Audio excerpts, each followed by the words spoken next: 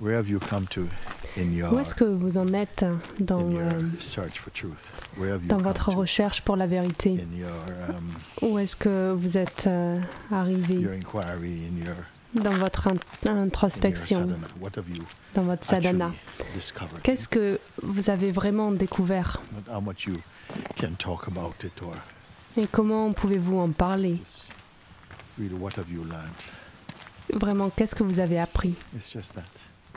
C'est juste ça. I feel it's a very good point. We were Oui, c'est un très bon point de parler de ça, a lot parce of que spiritual books. il y a des gens qui lisent beaucoup de livres spirituels, qui ont beaucoup de connaissances, mais ça n'a rien à voir comparé à l'expérience du soi. It is a very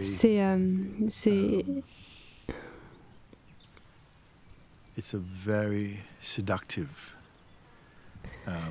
thing, you know. C'est une chose très The mind séduisante. takes on the mode of learning, like learning. Le mental se met sur ce mode d'apprentissage pour apprendre, apprendre, apprendre. Mais c'est plutôt pour aider la personne plutôt que de transcender la personne. Et pourtant, la plupart des gens ne réalisent pas que le sens personnel du soi est en soi inférieur, qui peut être et doit être transcendé afin d'arriver dans la plénitude de qui nous sommes vraiment. Et il ne me semble pas que cette connaissance fondamentale a vraiment émergé dans le monde pour l'instant. Nous avons tous une conviction forte de l'identité personnelle, que nous sommes juste une personne, nous sommes notre ego. En fait, on peut le dire de cette façon, que nous sommes nos égos. Bien sûr, on n'utilise pas le mot ego pour se référer à nous-mêmes, mais ce que l'ego veut dire, c'est pas que tu es prétentieux, regardez-moi. L'ego peut aussi apparaître très humble, très gentil. Ce que l'ego veut dire lorsque j'utilise ce mot, c'est que tu penses être ton corps et ton conditionnement, le conditionnement qui surgit avec ce corps, que tu es un certain type de personne et à travers le corps que tu es un homme ou une femme et que cela devient ta croyance fondamentale, que c'est ce que tu es, je suis cette personne. Et lorsqu'on indique la personne, on fait référence à un état variable et instable de l'être.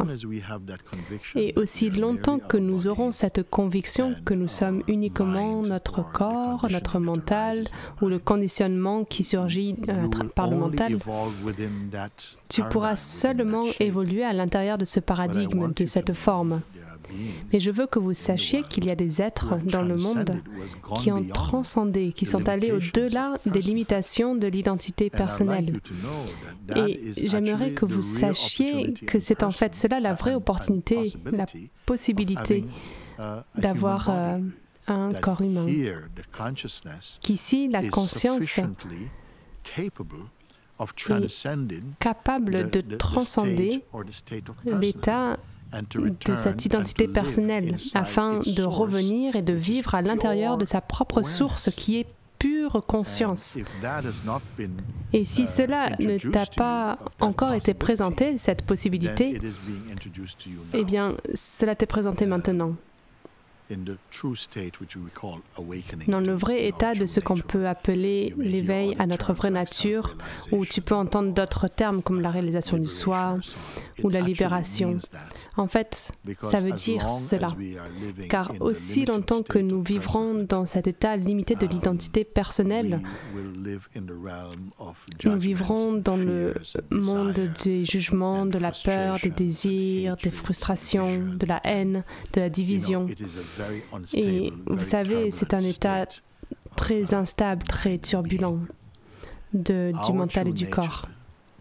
Notre vraie nature est pure conscience, au-delà du mental. Peut-être que vous pouvez vous demander, mais comment peut-on parler au-delà du mental? Parce que le mental, c'est tout ce que nous connaissons. Mais si le mental, c'est tout ce que nous connaissons, rien qu'en disant cela, nous qui connaissons le mental ne peut pas être le mental. Si quelque chose est connu, je connais quelque chose, je connais cette chose-là, cette chose n'est pas moi. Le je connaisseur, c'est qui? Donc, ce connaisseur est en fait la conscience. Et on peut explorer et commencer à découvrir la richesse, la profondeur, la plénitude de ce que ça veut dire que d'être pleinement conscient, au-delà des limitations du corps mental. Le corps mental est inclus à l'intérieur, mais c'est bien au-delà du champ de référence du corps mental. Donc nous sommes, et en fait ça a toujours été ça, la seule chose qui ne change pas en nous, c'est que nous sommes la pure conscience.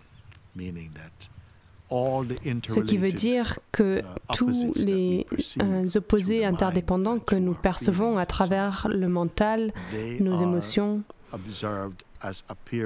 peuvent être vus, cela apparaît à l'intérieur et ils vont et viennent. Et nous ne sommes pas quelque chose qui va et vient. En fait, tout ce que tu peux dire, avoir appris, perçu, vu ou fait l'expérience a toujours été quelque chose qui est venu et parti. Tout va et vient. Et même la mémoire qui est requise pour les maintenir, elle aussi va et vient. Qu'est-ce qui est le témoin de ce va-et-vient et même le témoin de la solidité ou la faiblesse de la mémoire? Médite là-dessus. Et si tu es attiré par une telle introspection, alors tu verras qu'il y a une force magnifique qui va commencer à s'ouvrir à l'intérieur de toi pour t'amener plus profondément. Merci.